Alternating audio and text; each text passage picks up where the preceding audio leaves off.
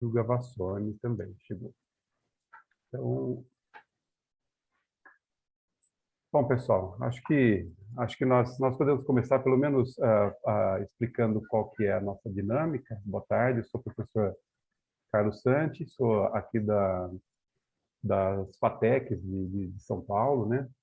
E quem está me acompanhando aqui é o Miguel Chincaro e também o Igor Cauã, né? E a gente vai trabalhar em equipe, nós vamos estar interagindo com vocês.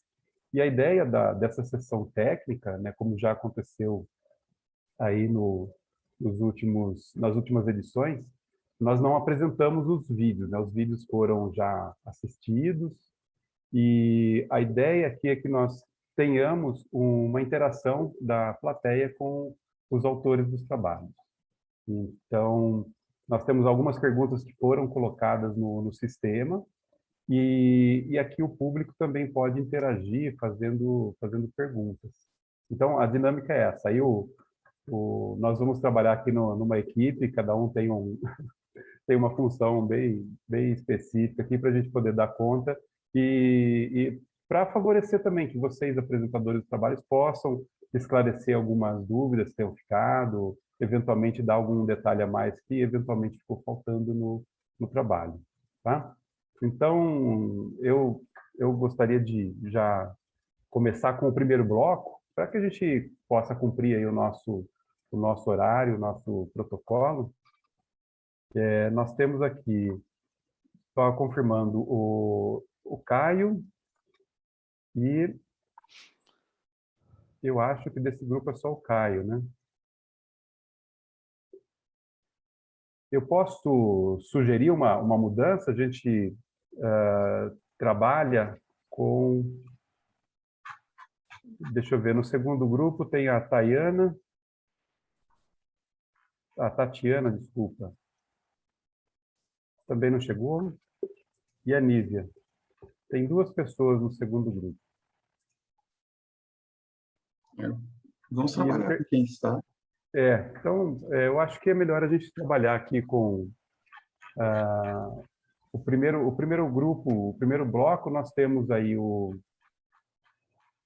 Caio. Do segundo bloco, nós temos a Jennifer e o Reginaldo, né?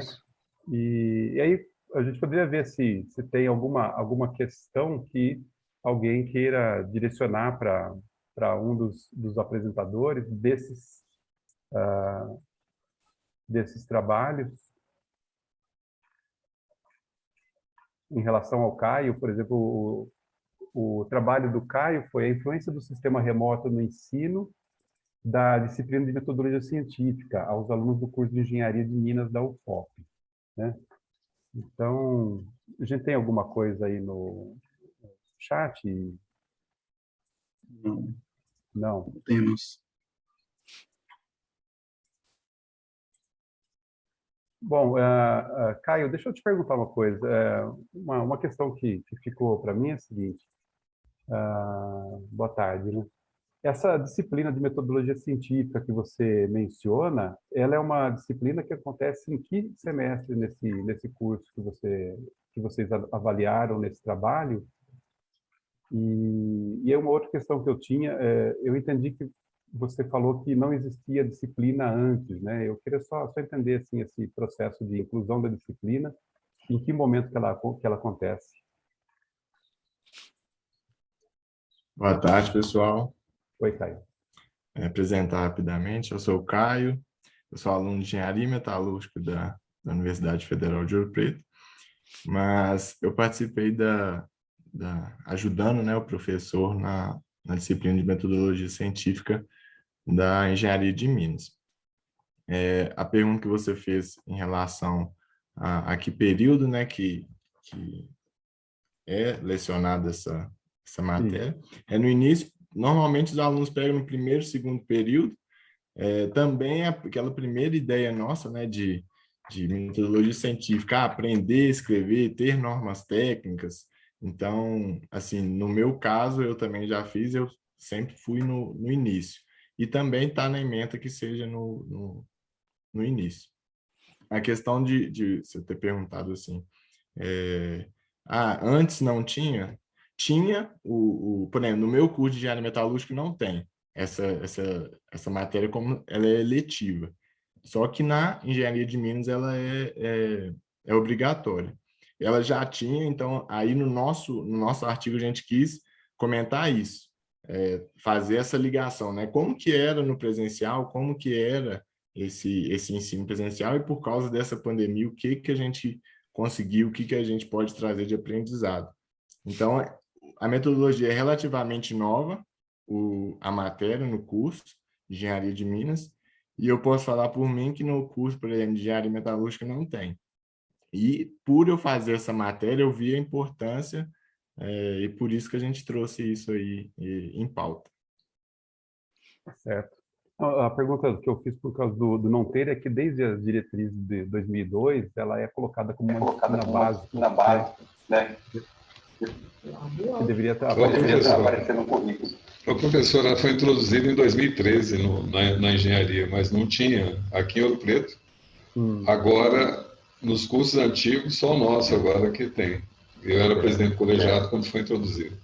Tá certo. Obrigado, professor. Obrigado, professor. Tem uma outra questão aqui também que foi feita.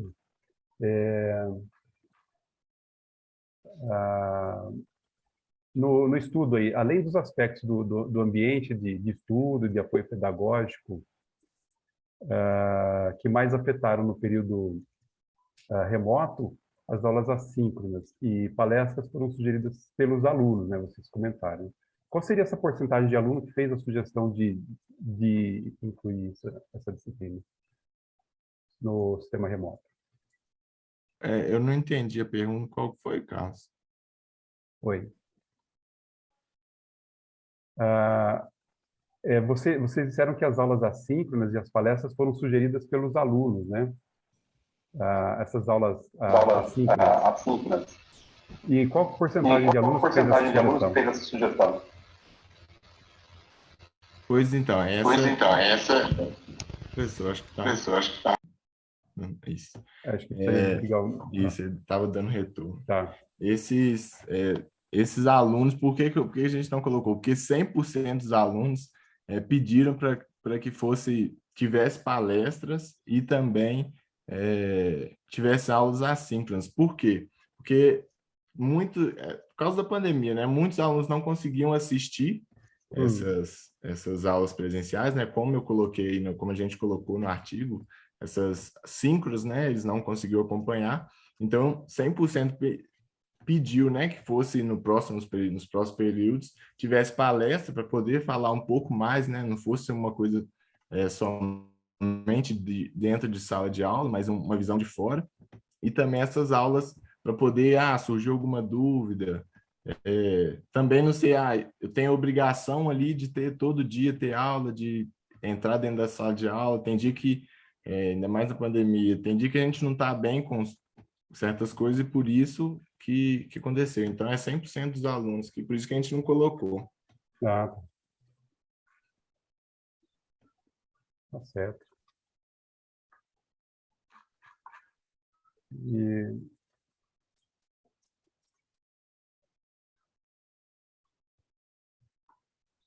O Carlos, só um ponto também que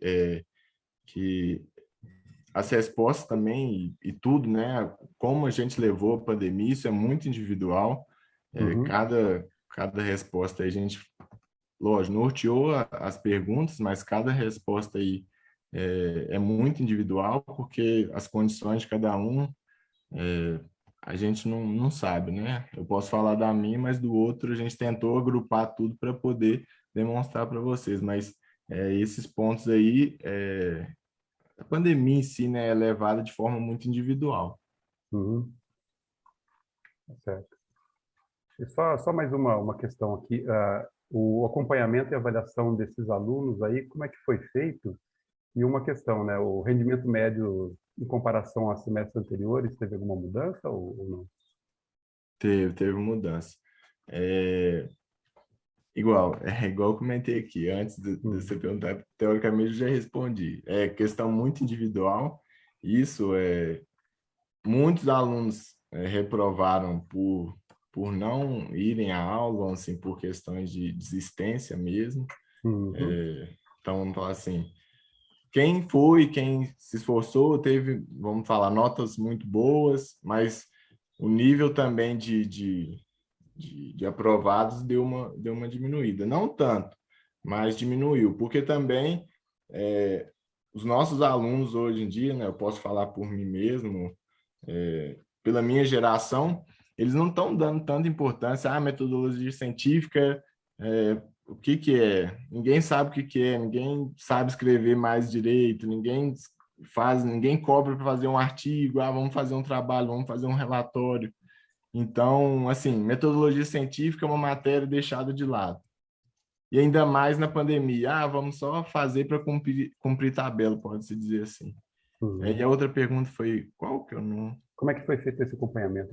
Tá, o acompanhamento. A gente, por eu estar participando, né, ajudando o professor, foram feitas atividades, artigos mesmo, muitos artigos não, acho que foram 3, se eu não me engano, do próprio projeto, né, da própria matéria de metodologia científica, foram aprovados no COBEND.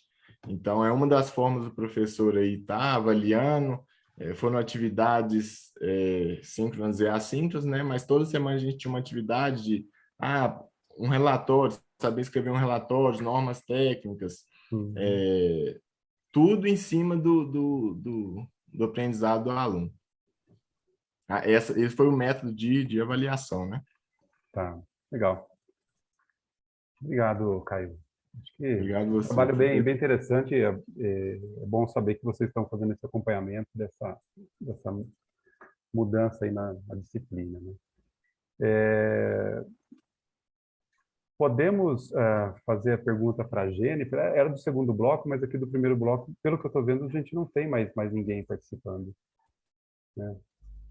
Eu não encontrei, pelo menos, aqui no grupo. Olá, boa tarde. Oi, Jennifer, tudo bem? Não, aqui é Tatiana que está falando. Tatiana Ferraz, eu não sei como é que você dividiu aí. Tatiana, Eu tô...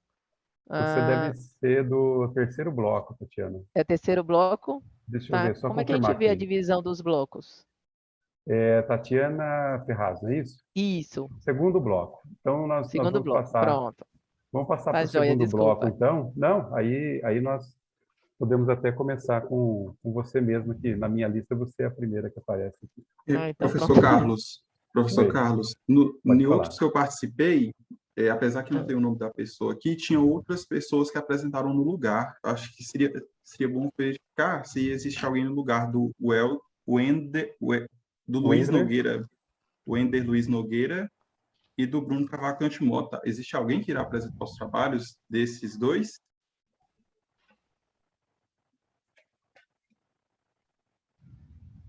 Ou da Clarissa Maria Rodrigues?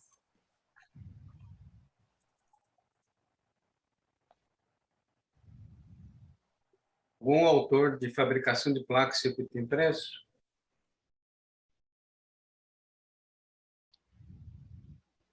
Algum autor de análise quantitativa de desempenho acadêmico? Eu acho que não tem mesmo, viu? Ok. Então, o último. Tá. Algum autor de engenharia, de educação, engenharia, atividades extracurriculares? Acho que podemos ir para... Então, podemos passar para o segundo bloco. Eu acho que o pessoal acabou não participando. E aí podemos ir pela lista, pela sequência, né? A Tatiana, com o trabalho autoavaliação e avaliação por pares de competências transversais de estudantes de engenharia, né? Um estudo piloto. E é um trabalho de doutorado isso, Tatiana? É isso mesmo? Isso, Tá exatamente, professor Carlos. Eu tô fazendo meu doutorado nessa área aí, resolvi encarar esse desafio, que não é fácil, né? Mas, de alguma forma, a gente vê esse movimento mundial de incorporar essa demanda para que as instituições formem nos estudantes, né, as competências transversais, assim como está nas nossas novas DCNs. E, ok, a gente coloca isso lá no plano de curso, mas como a gente avaliar se a gente está conseguindo desenvolver nos estudantes essas competências transversais, né? Então, é essa a pergunta de pesquisa aí que eu proponho a responder no doutorado. E uma maneira que a gente está encontrando de fazer isso é unindo os diversos agentes avaliadores, né? Então, unindo a autoavaliação com a avaliação por pares, com a avaliação por professores, para que a gente consiga diminuir os vieses de avaliação e perceber, às vezes, algumas competências que o professor sozinho não consegue perceber, né, em grupos grandes, mesmo na execução de trabalhos aí que simulem a prática da engenharia, né? Mas essa aí é a proposta do trabalho. Como é que tem sido a dinâmica? São feitas perguntas? Como é que tem funcionado? Então, nós direcionamos algumas perguntas para vocês para tirar algumas dúvidas, né? Acho que o Miguel, não Tá. sei se o Miguel quer fazer uma pergunta aí para a Pode ser. Tatiana. Vamos aquecimento aqui, Tatiana. Vocês estão vendo minha câmera? Não. Ela aparece e desaparece. Agora Sim, aparece. Aparece e desaparece, né? Ela está oscilando. Mas a gente consegue te ouvir bem. Está bem nítido. Tá bom. Vamos numa perguntinha só para esquentar o assunto. As competências transversais que vocês observaram no trabalho, né, que é a partir do instrumento que vocês levantaram, eles representam uma percepção do grupo focal de estudantes, né? Em grande parte, pela tua apresentação, ficou claro isso. Nesse trabalho, houve uma validação por parte também do outro lado da muralha, os docentes que estão envolvidos nessas mesmas disciplinas, que estão avaliando essas competências? Teve sim. O resultado desse trabalho que eu apresentei no COBENJ, ele tinha apenas um primeiro grupo, né, que a gente fez a avaliação, que foi apenas uma turma de alunos de um determinado curso.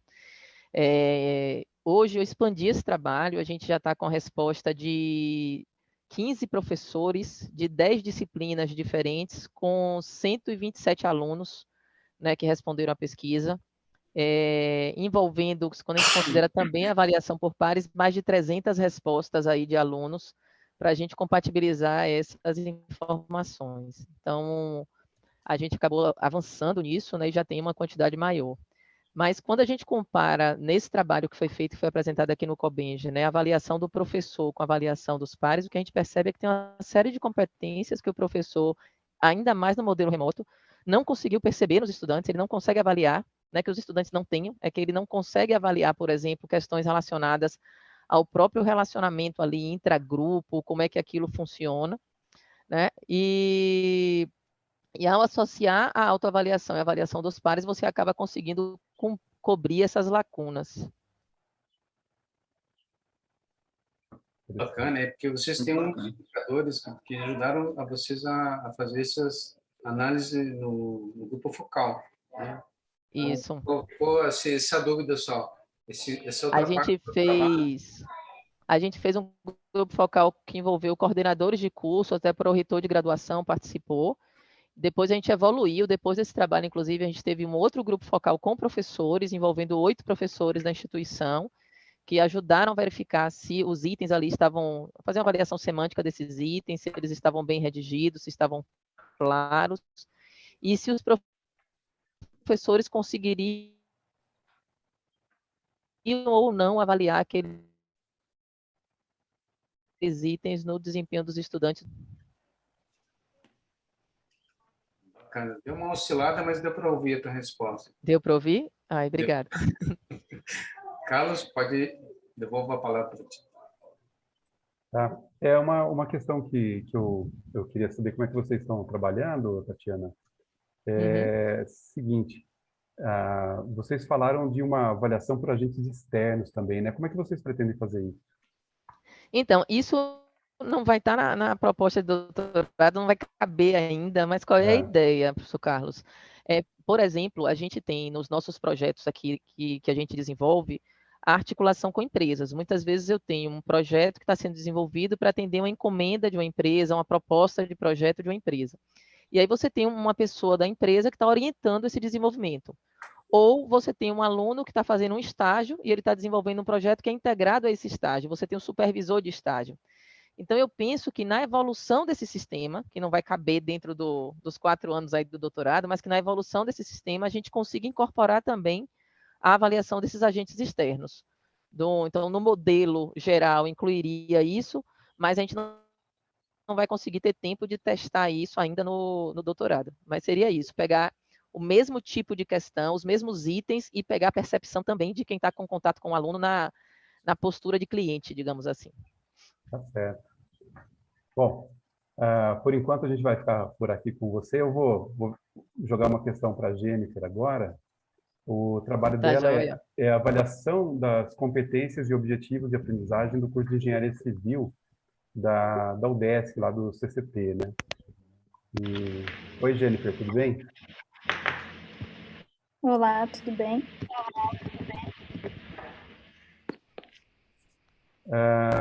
Jennifer, a questão é a seguinte, que eu queria saber, o CCT é em Joinville, não é isso? Isso mesmo, Joinville.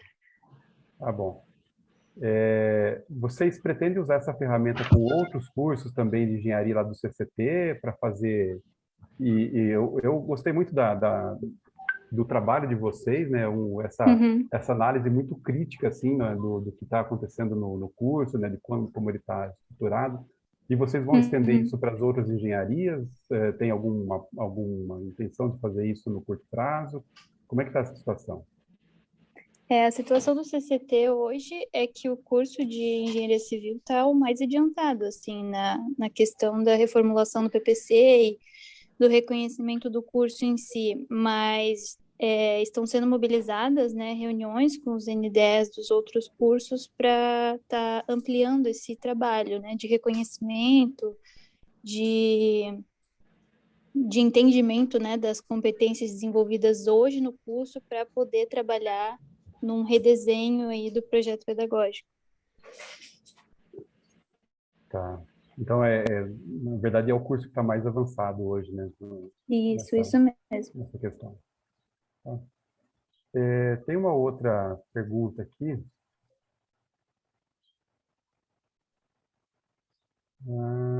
86% da carga horária está destinada ao objetivo 1, né? Pelo que está no trabalho, né? Que é uma questão assim muito preocupante, né? E Sim. como que os alunos e professores vivenciam esse problema tanto no ambiente universitário quanto em relação aos que já se formaram pela universidade, né? Como é que vocês... Essa é uma questão... Uhum. É uma Pode questão bem falar. interessante, porque a gente fez até o outro trabalho que foi publicado nesse Cobenge, ele foi sobre um questionário aplicado aos egressos. Então, essas atividades meio que foram feitas em paralelo, assim, essa discussão com os docentes, estabelecimento dos objetivos que eram desenvolvidos hoje, né? E também da análise das respostas dos egressos do curso. Então, são coisas que convergiram no final os resultados. O que os egressos falavam em relação à teoria do curso ser muito bem desenvolvida, mas que a prática não era tão explorada, convergiu com o que a gente percebeu nos objetivos de aprendizado, que eles eram mais destinados à apresentação de conteúdos, à aplicação de conhecimentos de matemática, física, ciência, e menos à resolução de problemas, a habilidades transversais, que também ficou com porcentagens bem menores, né, do que a de aprender e aplicar conhecimentos de matemática, ciência e engenharia, por exemplo. Então, no final, essas atividades elas levaram para o mesmo resultado, né, que o curso era muito focado no ciclo básico, podemos dizer assim, né, e pouco voltado para a aplicação de conhecimentos de engenharia, né, para resolução de problemas, para projetos, para conceber soluções, basicamente. Então, foi isso que ficou evidente em ambas as atividades. Bem. Miguel? Parabéns, Jennifer. O trabalho de vocês é excelente. Na verdade, eu me identifiquei bastante, porque nós estamos fazendo isso também aqui no PFPR. E o que mais nos impressiona é a coincidência dos resultados.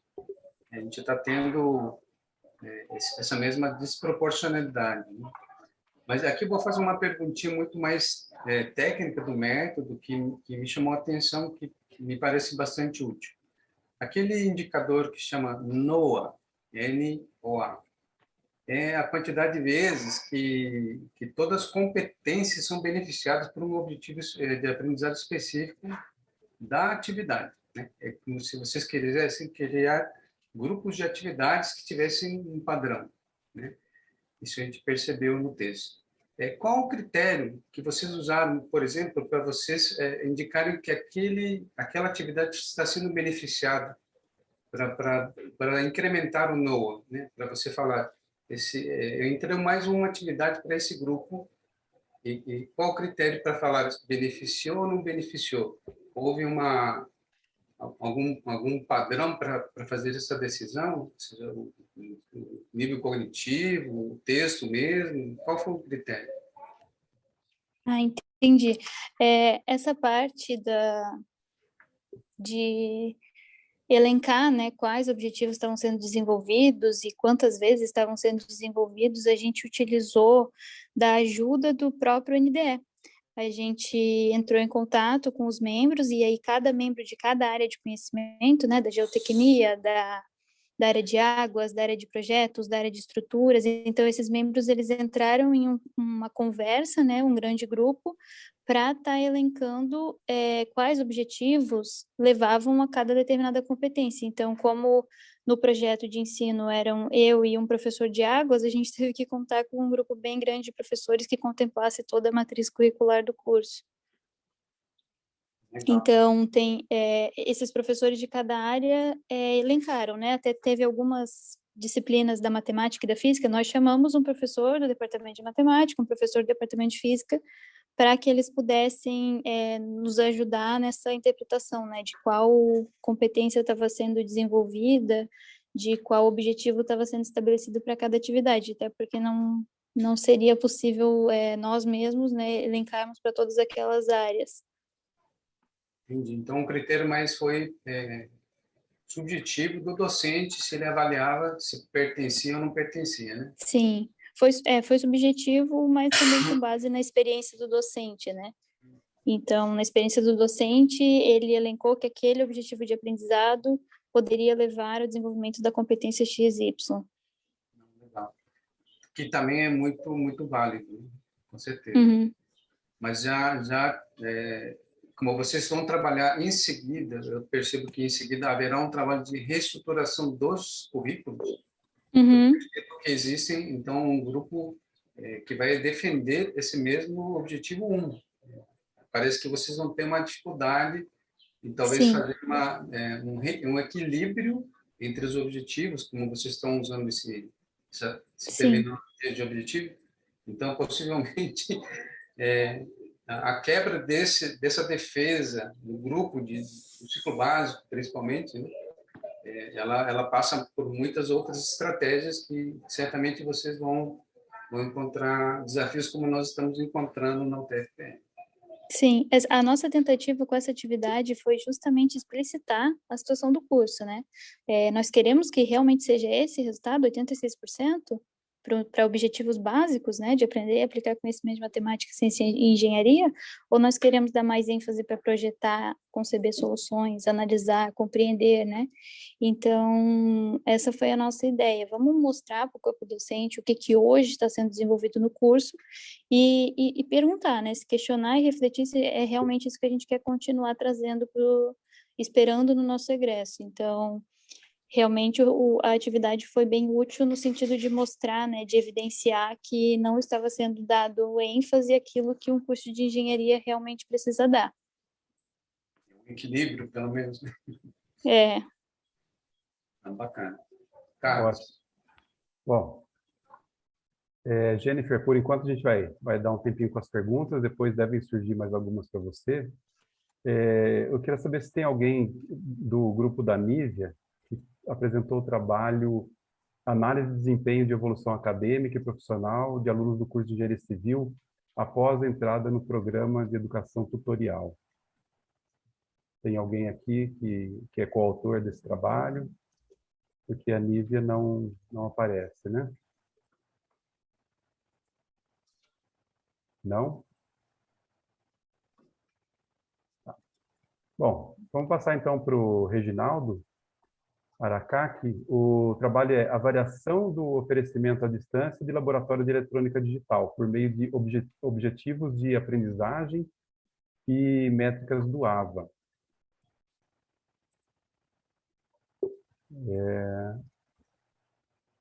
Reginaldo, será que Oi? ele saiu da... Oi, voltou? Não, estou por aqui. Ah, por então tá aqui. bom. Bom, Reginaldo, eu tenho uma questão para você que é a seguinte.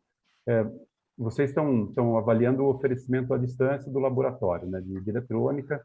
É bem interessante aquela questão do aluno poder manipular, né? Vocês trabalham com IoT e alguns outros elementos. O que vocês pretendem mudar nessa disciplina quando sair desse regime emergencial que nós estamos, né? Então, professor, eu queria O que contextualizar um manter, o pouco. que manter e o que tirar, né? O que manter, o que retirar, né? Mas eu queria compartilhar com vocês um fato interessante. A gente apresentou numa sessão na manhã a parte técnica de como é o laboratório, né? E a gente também, eu queria compartilhar com vocês que os alunos, eles no presencial já reclamavam da disciplina no seguinte aspecto. Você organiza em duplas, né? Eles tinham que chegar até o laboratório e para você chegar no laboratório, de nada vale aquelas horas de laboratório sem planejamento. Então desafio, planejamento fora, com ferramentas, e execução da montagem, e aí o êxito, o sucesso, tudo, com todas as técnicas de tratamento. A dificuldade dos alunos é assim, puxa, saía muita briga entre as pessoas, sabe? Porque, puxa, quando funciona, vai bem, aí na dificuldade, né, grande, e a gente começou a pensar assim, puxa vida, quando entramos na pandemia, observando essa mesma situação, a gente viu o quanto que a gente estava podendo perder algumas medidas. Então, através do Moodle, né, com aquele método de avaliação, né, virtual de aprendizagem, a gente começou a coletar uma coisa que está sendo muito falado na indústria. A gente quer o técnico, mas o técnico hoje da área de computação, né? Desculpa, só fazendo um parênteses, eu sou professor da área de engenharia de computação da Poli, né? Então, nós estamos falando de uma matéria de laboratório digital do terceiro ano. E aí a gente via essa crise no mercado, se fala muito da competência técnica, mas o digital hoje está muito business, muito conectado, né, as plataformas digitais. Aí nessa hora a gente falou, poxa, nós não estamos cuidando de um ponto que está acontecendo inclusive na disciplina, que é o desenvolvimento das soft skills. Nós temos que medir isso, né? Vou listar isso rapidamente para vocês, a gente colocou lá a questão da criatividade, né? A criatividade na hora que você conduz, como tocar um projeto, como conceber uma solução, a parte da resiliência. Acontece muito assim, puxa vida, não deu certo, né? Mas não é para desistir, é qual o caminho que você tem para fazer funcionar, né? A questão da colaboração, né? Então, poxa vida, será que é briga? O que está acontecendo? Essa negociação que acontece não é uma coisa ruim da disciplina, faz parte da formação da vida do engenheiro, né? Então, a gente falou sobre isso, a questão da gestão de tempo, você tem que entregar, então você não pode fazer o melhor perfeito, não dá tempo. Naquele tempo que nós temos, tem que entregar aquilo que é possível funcionar. E a gestão da complexidade e também comunicação, né, professor? Então, o que a gente fez foi, através aproveitando quando chegou a pandemia, começamos a elencar e falar assim, poxa, vamos valorizar isso, né? Começar a fazer a medida, estimular esse trabalho colaborativo, então é isso que a gente colocou nessa disciplina, né?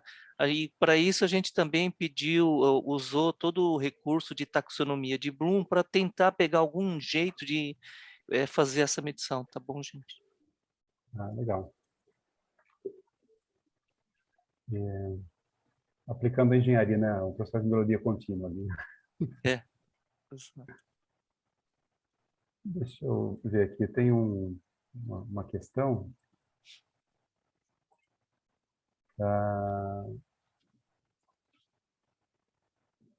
Uma pergunta que surgiu aqui é como que foi realizado o acompanhamento desse desenvolvimento do trabalho dos discentes, né? Tinha um acompanhamento mais corpo a corpo, reuniões semanais, como que era esse acompanhamento aí? Então, como são metas semanais, né? Durante a experiência, que são estudos dirigidos, fica mais fácil que ter a meta da semana. Tá. O nosso desafio, quando chegou na fase de projeto, ele começa a ficar aberto. Você tem um embasamento, que você aprendeu os alicerces tecnológicos, mas você tem que fazer um projeto criativo. Por exemplo, eu quero cuidar da umidade de uma plantação, de um pet, cuidar de um espaço para um idoso, ideias assim. Aí fica meio livre a fase de projeto. O que a gente fazia usando técnicas como técnicas ágeis hoje, tipo reuniões, simulando reuniões diárias Scrum, né? Acompanhamento dos impeditivos. Então, tudo isso foi criando esse vocabulário para tentar criar aquele clima que eles vão encontrar no estágio e na empresa. Né? Da agilidade, do sentido de priorizar. Pô, às vezes você quer fazer uma coisa maravilhosa, não temos tempo, temos que priorizar, né? Aquela história de escolher os MVPs que pode ter sentido. Então, isso aconteceu semanalmente e sempre no sentido de ajudá-los a tirar, minimizar os obstáculos, tá legal? Tá. Usando um pouquinho esse gancho, né? Nesse sentido, eles definiam os sprints, por exemplo, ou vocês definiam para eles? Como é que isso acontecia, né? Nessa dinâmica? Então, eles eram estimulados a criar sprints, mas quando eram requisitos não funcionais que envolviam algum aspecto tecnológico, a gente orientava, porque a gente sabia que Tá. aquele ia encontrar um obstáculo, né? Acontece isso na indústria também, né, Isso, professor? então, para já ir colocando eles numa realidade Isso, mais próxima isso, do mercado. isso.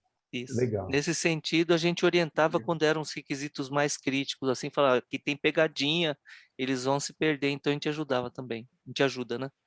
Ah, legal. Achei incrível. Miguel, você quer colocar alguma questão? Só aproveitar para parabenizar, Reginaldo. Acho que o trabalho de vocês, quando eu fui ler o trabalho, fiquei bem alegre de ver como vocês juntaram várias coisas, vários métodos, inclusive que você não citava ali, né? Sala invertida, que falava da pré-aula, da pós-aula. Na verdade, você nem cita essa referência, mas você estava usando de maneira Sim. bem natural. Uma pergunta que eu queria fazer. Quando vocês trabalharam, vocês estão na USP presencial agora, né? Esse semestre do artigo é presencial? Não, ele foi já na época da pandemia e agora já começaram a autorizar a volta dos pesquisadores e alguns técnicos para a escola, mas os alunos não. Então, por exemplo, nesse instante nós estamos vivenciando esse mesmo laboratório ainda à distância. A diferença é que nós também estamos entrando no laboratório, mas sem pessoas, sem presença de multidão, né, sem alunos, a gente mais operando alguns equipamentos e o aluno acompanhando remotamente, viu, professor? Então, Então, tem sido dessa forma. a pergunta seria, então, agora se você me fala, comparando o remoto do presencial, existe uma progressão no resultado? Você vê que o aluno ele finaliza o projeto com qualidade, que ele entrega os requisitos de maneira assertiva, é bem melhor do que o presencial? Como é um laboratório de circuitos digitais, é claro, professor, que tem aquele instante da conexão do fio que você tinha físico, né? Você está fazendo agora através da linguagem em cima de uma placa FPGA. Então, esse tipo de erros de contato que a gente explorava muito durante o presencial, a gente às vezes até sacaneava com o aluno, arrancando, né, de maneira escondido do aluno, ó, descobre aí o erro, né? Então, agora fica mais difícil, mas com certeza aí nessa volta híbrida, a gente provavelmente vai misturar as duas coisas. Eu não acho que volte exatamente como era. Com esses recursos que nós desenvolvemos, a coisa ainda vai continuar híbrido. Não, bacana. Então, pelo jeito, vocês vão manter algumas coisas, mas em Isso, termos de resultado, você espera que seja melhor ainda que o presencial, sim, com essa forma absolutamente híbrida. foi isso. E não pelo fato de ser virtual, é que a gente também foi estimulado ao time de professores a trabalhar essas métricas de referência e também não ficar somente na tecnologia, né? Aproveitar esse ambiente hard, muito trabalho em grupo difícil, também de expandir, poxa, você tem que olhar para que serve a aplicação, que você tem brigas que na verdade são negociações, né? Então tudo esse tipo de coisa aí a gente explorando, tá? Bacana, Reginaldo. Eu acredito que essa questão que vocês abordaram da taxonomia revisada de Bloom, onde vocês organizam claramente o nível cognitivo, esse é um trabalho que pode ser muito utilizado pela Jennifer, que acabou de apresentar aqui, né? Sim. Porque muitos dos trabalhos estão estacionados ali em memorização. O nível cognitivo ele dificilmente entra numa aplicação, numa coisa mais profissional, né? Ou seja, mais ligada a outros níveis cognitivos, né?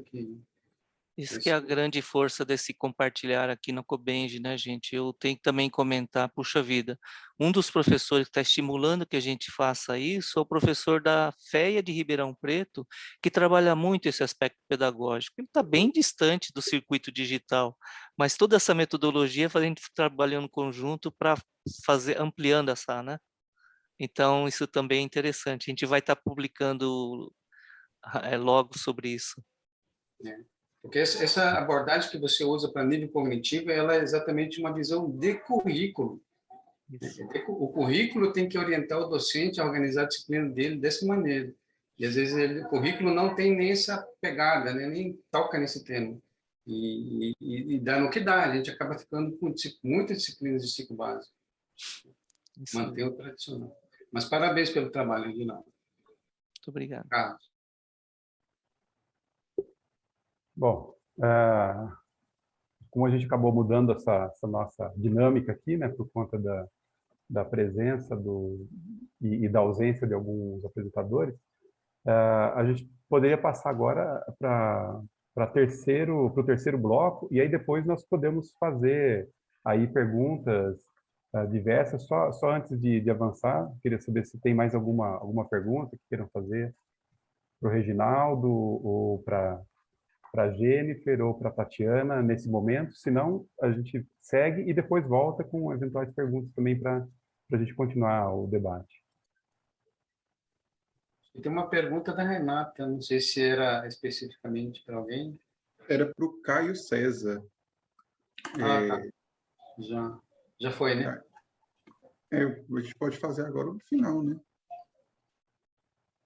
Bom, a gente pode passar agora para o terceiro bloco, acho que tem os 4 participantes já estão aí.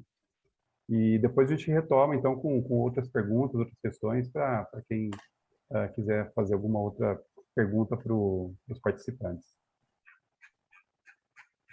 A primeira do terceiro bloco é a Tayana, né? Tayana, eu vi que ela está aqui. Tudo bem, Tayana? Tudo O bem? seu trabalho é percepção de professores de física e engenharia acerca das concepções não científicas de circuitos elétricos em arranjos teóricos experimentais, certo, Tayana? Exatamente. Tá. Parabéns pelo trabalho. Eu achei bem interessante esse trabalho que vocês fizeram e com um foco bem específico ali em circuitos elétricos, né? E vocês estão pegando essa questão da abordagem científica, não científica, né? É um trabalho que permeia essa área, né? Vocês têm alguma intenção de estender esse trabalho, por exemplo, pegar uma outra disciplina ou outro tópico específico e fazer uma abordagem semelhante? Como é que vocês estão pensando em continuidade desse trabalho? Então, esse trabalho que foi publicado no Cobenge, ele faz parte de um projeto de pesquisa maior, né, que é sobre estudo de circuitos elétricos, ensino e aprendizagem de circuitos elétricos. Então, juntamente com esse trabalho, que é focado mais nas concepções não científicas de professores em circuitos elétricos, também existem mais 2 trabalhos em andamento, e um deles é voltado para estudantes e essas concepções. Então, já tem meio que todo esse conjunto, né, de trabalhos que abordam esses conceitos não científicos em circuitos elétricos, mas, assim, não há nada concreto em si de continuação desses projetos, mas no decorrer da pesquisa, a gente conseguiu analisar alguns pontos que podem ser mais detalhados, como, por exemplo, o estudo mais experimental na formação dos docentes, que a gente conseguiu ver em algumas conclusões desse trabalho, que foram pontos bem mencionados pelos professores, que há essa ausência da relação entre teoria e experimentos, né, ao longo dessa graduação. Então, os professores também sentem um pouquinho dessa ausência. Então, a gente pensou que pode ser uma continuação de um projeto e seguir por esse viés, né, de estudar um pouco mais sobre a graduação desses docentes. Tá. Uma outra questão que queria colocar para você é a seguinte. A gente sabe que ao longo das últimas décadas, né, os cursos de engenharia eles sempre trabalharam muito mais com foco de formar profissionais para colocar no mercado, não necessariamente formar cientistas, né? Então a gente parte desse ponto, né? E você acha que esse processo de formação tende a mudar ou assim, porque o foco continua sendo ainda o mercado, né? E aí na abordagem busca-se muito assim aquela questão da aplicabilidade, da utilização disso dentro do contexto empresarial, tal, e muito menos a questão científica que às vezes está por trás de um experimento, né, que poderia ser explorada e não necessariamente é. A minha pergunta é: você acha que existe uma tendência a mudar isso? Vocês já esperavam esse resultado que vocês encontraram? Vocês não esperavam isso? Como que era a posição de vocês pré-pesquisa, né? Pré-análise? Então, a perspectiva em pré-pesquisa seria mais baseada em alguns estudos que a gente já vinha analisando, né? Uma revisão bibliográfica, estudos semelhantes. A gente esperava que houvesse, né? A gente tinha essa perspectiva de que a gente conseguisse perceber nos docentes de circuitos elétricos alguns tipos de concepções não científicas. E aí a gente não tinha, óbvio, né, uma certeza dessa perspectiva, mas a gente também esperava, além de analisar se havia essa presença nos professores, a gente conseguir entender como isso podia influenciar tanto no aprendizado, e aí entra a questão do viés mais e do mercado, né? A gente aprender como discentes, a gente ter esse ensino com algumas concepções não científicas em circuitos elétricos, de uma certa forma acaba, não digo prejudicando de fato, mas acaba limitando o aprendizado científico, tanto na ida ao mercado como para quem quer seguir alguma carreira acadêmica ou como pesquisador. Então, eu acho que em ambos os viés, essa presença das concepções não científicas, ela acaba limitando um pouco nessa capacidade científica. Legal. É uma coisa que vocês já imaginavam que fosse encontrar, né? Só não sabia, por exemplo, que nível que estaria, né, desse não cientificismo permeando aí as disciplinas de circuitos elétricos. Interessante. Miguel, você quer assumir aí? Bacana. Dar um parabéns, né? A Ana está um trabalho excelente. Eu gostei muito da forma como vocês organizaram esse mundo paralelo que os professores vivem. É uma realidade que a gente não pode negar, né? Afirmar que o docente ele se apropria de todo o conhecimento historicamente construído, extremamente complexo, e ele é um cientista que vai chegar lá e dar todos os detalhes científicos, isso é uma verdadeira fantasia. A gente sabe que existe um processo que chama transposição didática, né, que o professor se apropria de uma maneira bastante individual, ou seja, da maneira que ele consegue, e ele passa essa informação para o aluno. Então, o estudo de vocês está revelando uma coisa muito interessante. O fato de você saber que o docente ele tem essas limitações, né? Vocês suspeitam que tem essas limitações, em um momento específico vai ocorrer que o docente vai conseguir resgatar essa questão da ciência, né, do aspecto mais científico no aluno. E isso só ocorre na avaliação. Quando o professor ele avalia, né, valorizando aspectos científicos nas suas perguntas, nas suas atividades, nos seus relatórios, então o aluno naturalmente vai atrás daquela premiação do ponto, né? E ele mostra esse comportamento mais científico, né? Evidencia isso. Como os professores, em grande parte, podem estar fazendo isso ou não, seria um aspecto importante também de ser analisado, né? Como eles avaliam, né? E aí a minha pergunta é a seguinte: na etapa 4, né, vocês dividiram o estudo de vocês no artigo, na etapa 4, vocês têm lá um momento onde o professor pode fazer sugestões, né, de melhoria, né, daquela questão do científico e não científico. Na hora que vocês entram na etapa 4, vocês já dão para eles algumas pistas, né, vocês podem melhorar algum aspecto específico ou simplesmente deixam livre para ver se eles são criativos e tentam resolver também a questão. Então, a gente desenvolveu essa etapa 4, houve até um debate com alguns dos professores que participaram dessa pesquisa que foi submetida ao COBEND, e a gente realizou uma conversa, né, via Google Meet, onde nessa conversa, primeiro eu apresentei algumas concepções científicas, que são esses conceitos, né, que os alunos tendem a ter. Eu apresentei uma visão de como esses alunos enxergariam, e aí, ao final dessa exposição, né, a gente fez um debate entre os professores, justamente pensando nesses tópicos. Os professores já haviam enxergado algum tipo de concepção científica entre os alunos, como eles buscam resolver, e aí surgiram várias sugestões de como essas concepções elas poderiam ser, pelo menos, diminuídas nesse processo de ensino-aprendizagem com os alunos.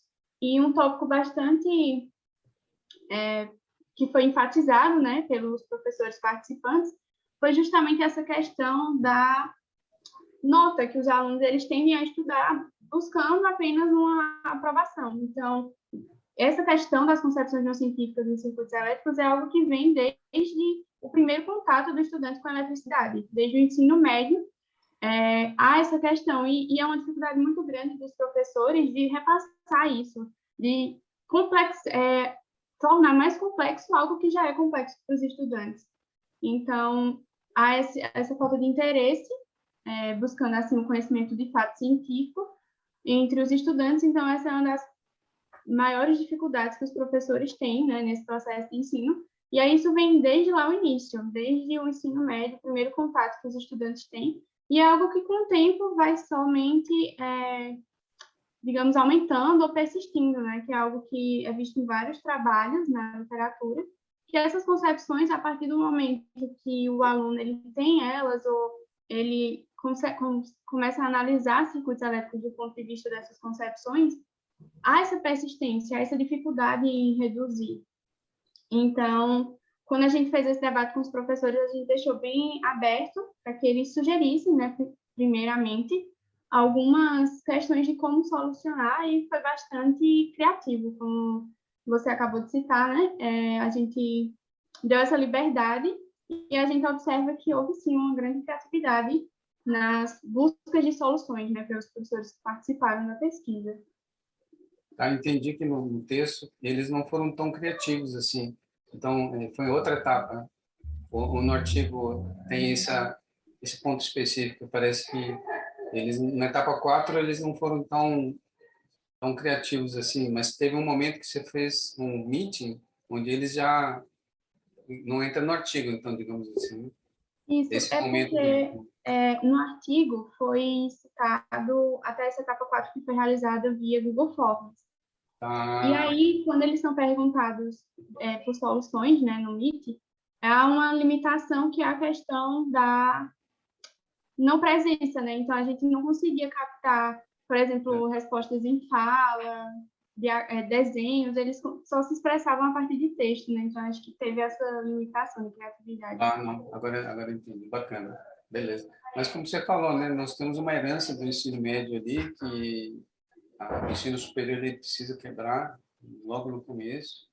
E essa falta de percepção científica, né, de cultura científica, ela não vai em contradição ao que a Jennifer levantou, ou seja, que às vezes a gente fala, olha, vamos fazer bastante cálculo, bastante física, porque, né, engenharia sem isso não é engenharia, mas ao mesmo tempo, às vezes ela não é tão suficiente organizada para que o aluno ele tenha essa habilidade de usar a ferramenta.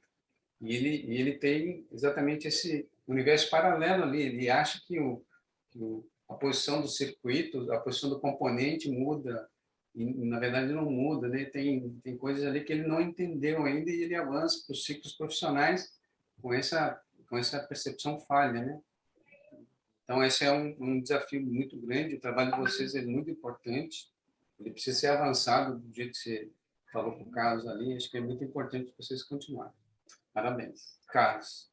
Obrigada. Bom, não sei se tem mais alguma pergunta para a Tayana. Acho que é isso. Acho que é isso, né? Então, vou passar agora. Obrigado, Tayana. Aí, se surgir mais alguma outra pergunta, a gente vai direcionar para você. Obrigada. Nós vamos passar agora para o Bruno. O Bruno Pato Graciano. O trabalho dele é a relevância da monitoria para os monitores e monitorados do Cefet Minas, lá do campus Araxá. Boa tarde. Estão me escutando? Estamos escutando sim, Bruno. Boa tarde. Boa tarde. Antes, mas eu vou pedir um pouco desculpa, porque provavelmente talvez minha internet caia, porque aqui está tendo umas interferências, viu? Ah, tudo bem, Bruno. Bom, eu vou começar com uma pergunta aqui, que é a seguinte: vocês fizeram lá um trabalho interessante, né, para fazer uma análise da importância da monitoria para os estudantes, né, seja no papel de monitor, como no papel também de monitorado, vamos dizer, né, o usuário da monitoria. E em um determinado momento no trabalho, vocês falam que um dos motivadores ali para a pessoa ser monitor, né, era a questão da bolsa e tal. Agora, eu queria juntar um pouquinho essas duas coisas, né? Entendendo que, pelo trabalho de vocês, existe um ganho para as duas partes, né? Seja para quem usa a monitoria, quanto para quem é monitor, né? Se por acaso acontecesse assim, de cortar a bolsa, o que você acha que aconteceria com essa motivação, né? Será que menos alunos deixariam de ser monitores, mesmo sabendo que existe um benefício por trás disso aí? Como é que você avalia esse ponto? Sim. Aqui na ótica de Araxá, os alunos, inicialmente, a maioria deles, como a gente fez a análise, tem visão da bolsa. Eles querem adquirir o valor da bolsa e, consequentemente, eles agregam as outras características que vão vir junto com ela. Porém, se por um acaso essa bolsa é cortada, aqui no Araxá a monitoria ela já tem uma adesão muito baixa. Os alunos não têm muito interesse. Tanto é que quando a gente fez essa análise para a gente fazer nosso artigo, a gente teve que buscar os últimos 2 anos e a gente conseguiu muito poucos monitores. Isso sim com a bolsa já sendo ofertada. Se por um acaso, no caso de Araxá, que é onde a gente fez essa pesquisa, cortassem a bolsa, provavelmente, como o curso ainda é noturno, ia ter uma grande baixa dos monitores. Como no caso tem uma grande baixa assim, aqui em Araxá, nós temos muito poucos monitores, e se cortasse teria muito menos ainda. Eu da minha experiência, desde que eu fui estudante, a monitoria sempre foi um espaço muito subutilizado, né? A gente acaba colocando outras questões, né? Pelo menos na minha época de graduação, a gente colocava outras atividades como mais importantes, sabia da existência da monitoria e dificilmente acabava usando, né? Então, o monitor ele ficava muitas vezes subutilizado. E é uma pena, né? Porque é um espaço de discussão ali interessante, um espaço de troca interessante que poderia ser muito, muito melhor aproveitado, melhor explorado, mas e se considerar também cursos noturnos, né? Tem um impacto ainda de que muitos alunos não têm muito tempo disponível ainda para ir para a monitoria, né? Às vezes está trabalhando de dia, estudando à noite. Então, eu acho que deve ser essa realidade que vocês enfrentam em algumas situações por lá, né? Tem uma outra questão que eu queria colocar para você.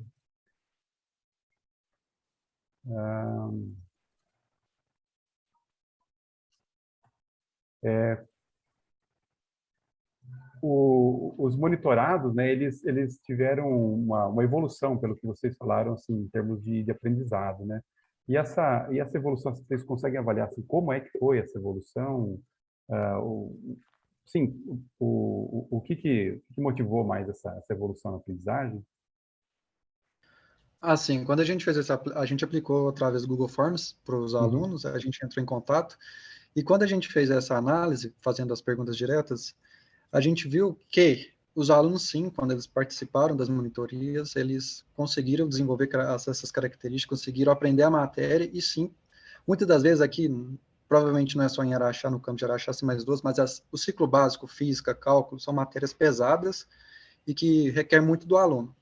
E quando o aluno tem quem recorrer fora da sala de aula, isso torna mais fácil a jornada. Então, quando esse aluno, esse monitorado, frequenta as monitorias, foi o que a gente percebeu e a gente perguntou para os professores e os alunos, a gente viu que quando eles frequentavam essas aulas de monitoria, eles conseguiam desempenhar melhor nas aulas e nas provas e, consequentemente, passando a matéria e também adquirindo conhecimento da área. Foi o que a gente percebeu. Tá.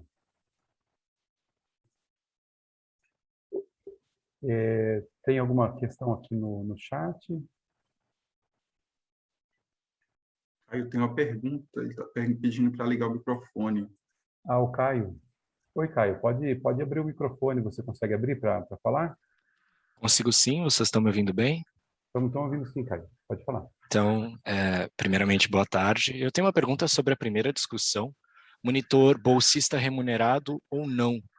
A conclusão que chegou ao primeiro momento é que as monitorias, elas geralmente são pouco visitadas, os monitores ficam muito ociosos. Até na minha universidade, tem algumas matérias que isso é considerado como o famoso dinheiro fácil.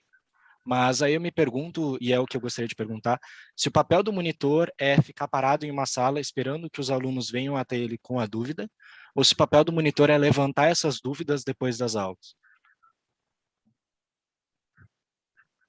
Mas é um conjunto. Juntamente o monitor com o seu professor tutor, que vão trabalhar em equipe para desenvolver esse projeto. Então, normalmente, aqui no caso de Araxá também, eu fui monitor de física. A gente trabalhava em equipe, o professor me passava as diretrizes, a matéria que ele deu, e normalmente ele aplicava trabalhos e provas e pedia que a gente auxiliasse os alunos. Então, a gente desenvolvia um projeto de ensino para a gente aplicar durante a sala de aulas, marcava com os alunos, eles compareciam e a gente sim explicava as matérias e tirava as dúvidas. Era assim que a gente funcionava aqui no campus.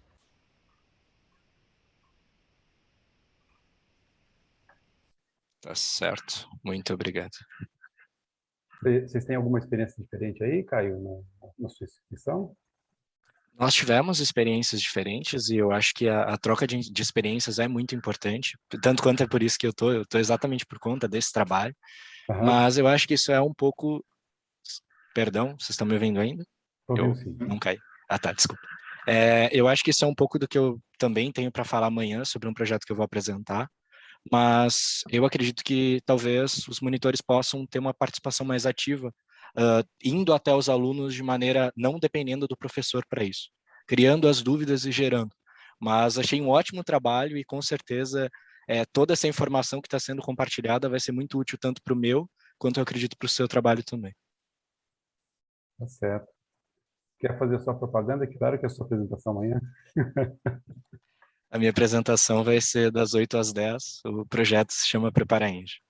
Tá certo. Então, aí das 8 às 10, quem quiser continuar uma discussão sobre esse tema, podem procurar a apresentação do Caio amanhã.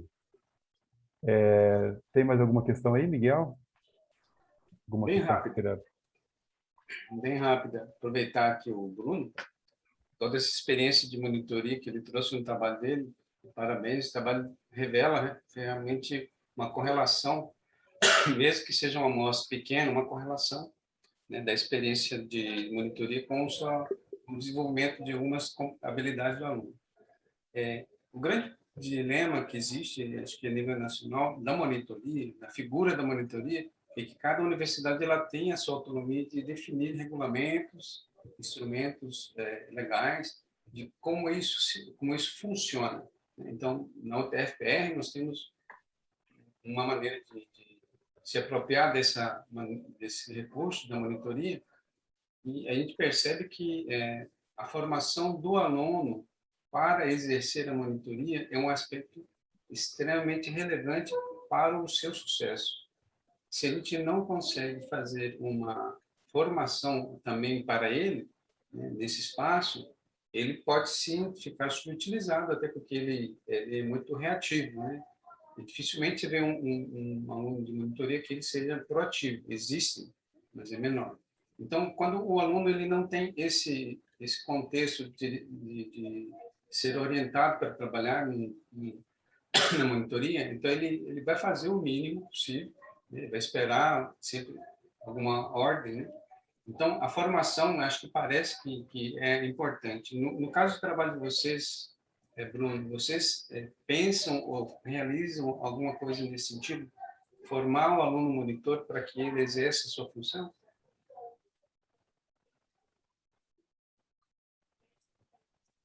Então, o nosso artigo, a gente fez a análise, sim, para pontuar as características que o aluno, quando ele dá monitoria, vai agregar a ele e também ao monitorado.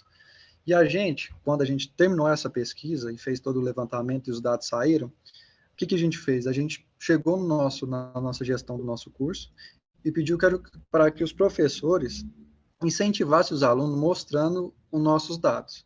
Porque nossos dados foram, a gente levantou ele no início da pandemia. Então, quando estourou a pandemia, a gente estava terminando de escrever nosso artigo. Aí, nesse momento, teve processo seletivo para monitoria e ninguém entrou. Então, o que a gente fez? A gente começou a tentar incentivar os alunos a entrar no processo seletivo da monitoria, que era o que estava acontecendo, que não estava tendo nenhum interessado.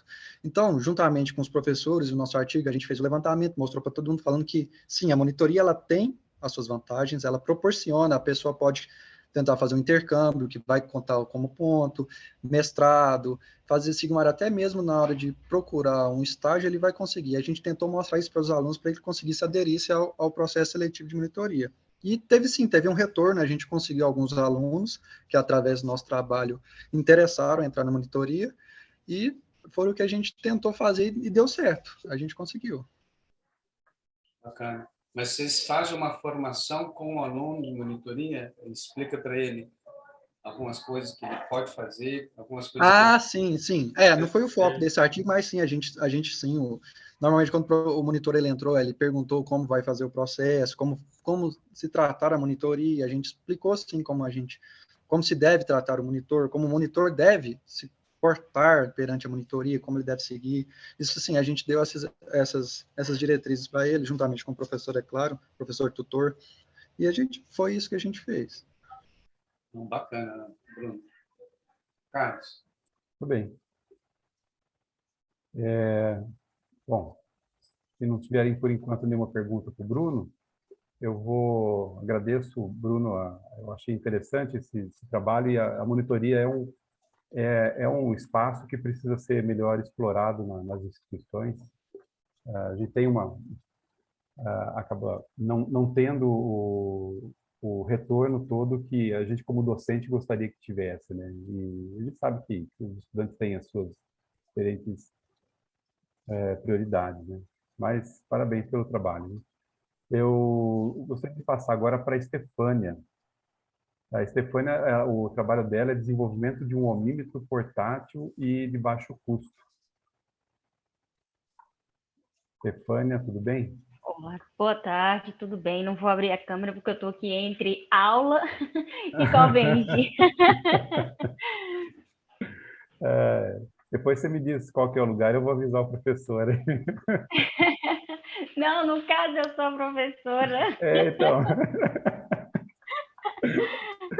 É sempre bom ser taxado assim como novinha, então, viu? Que bom, né? Tá bom, Estefânia. Nós temos algumas perguntas, inclusive uma pergunta foi colocada lá no sistema lá do Cobenji, na área aberta lá. Não sei se você chegou a ver essa pergunta, mas assim... Cheguei a dar uma olhada, assim. Viu, né? Fiquei até surpresa. Então. E aí o que a pessoa colocou lá, né? Está assinado como Belo, né? Bem interessante o trabalho de vocês. Presente. Oi, se você eu aqui. puder colocar você está aí, Belo. oralmente. Então, se você quiser aproveitar, fica à vontade. Porque aí eu coloquei, acho que fica melhor, né? É o seguinte, porque né, o que muito interessante o trabalho, eu sempre, né, acho legal, né, uma disciplina onde você tem tipo assim um PBL, né, um aprendizado baseado em projetos, né, onde um determinado produto, por exemplo, é desenvolvido, um protótipo, um produto, né? Eu que fui professor de uma disciplina de engenharia de produto, eu sempre pedia isso, né? E me veio uma ideia que esses produtos, em vez de ser desenvolvido para você aprender, né, sobre, né, aquele conteúdo, nesse caso, né, sobre a parte elétrica aí do desenvolvimento, né, de um ohmímetro, se isso também ela não poderia aproveitar e utilizar também para o aprendizado de outros alunos. Como? Tem na área pedagógica, né, tem uma área chamada objetos de aprendizagem, né, onde, né, são objetos, são elementos digitais, né, com instruções,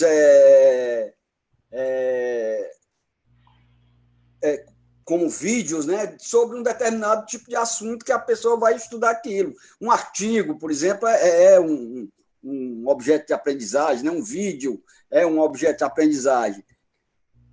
Eu gostaria de saber se ela conseguiria e se acharia difícil ela integrar essas duas coisas, o protótipo e aproveitar como professora, desenvolver também esse produto para que outros alunos pudessem utilizar de forma até autônoma, sem precisar, né, a intervenção muito do professor. Então, esse ohmímetro tem lá, diria, né, todos os conhecimentos que tem dentro dele, né, sobre a parte lá desse assunto, né? Então, ele mesmo teria, né, ele apresentava o produto e, ao mesmo tempo, a fundamentação teórica sobre, né, o desenvolvimento desse produto. É mais ou menos por aí, se ela daria para fazer isso, se isso, né, é viável. Tá certo, Belo. Stefânia, o que você acha disso? Professor Belo, o seu questionamento é pertinente, obrigada pela pergunta, pela indagação.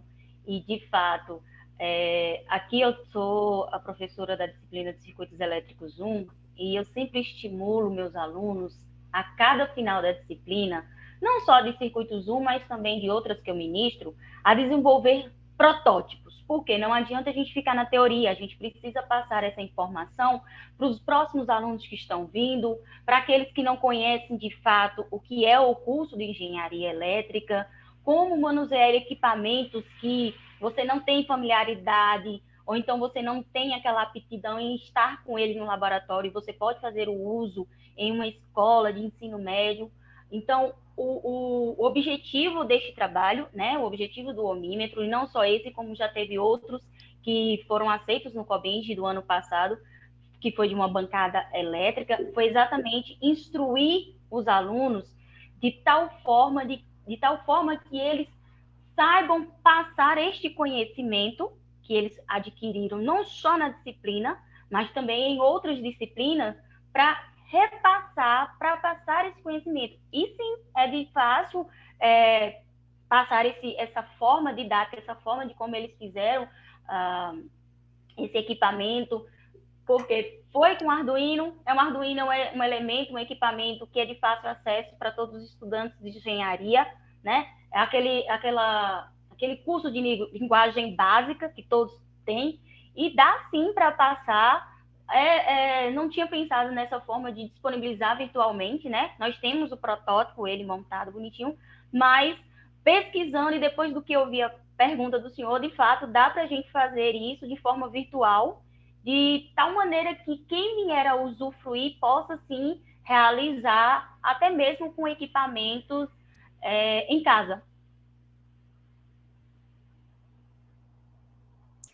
Exato.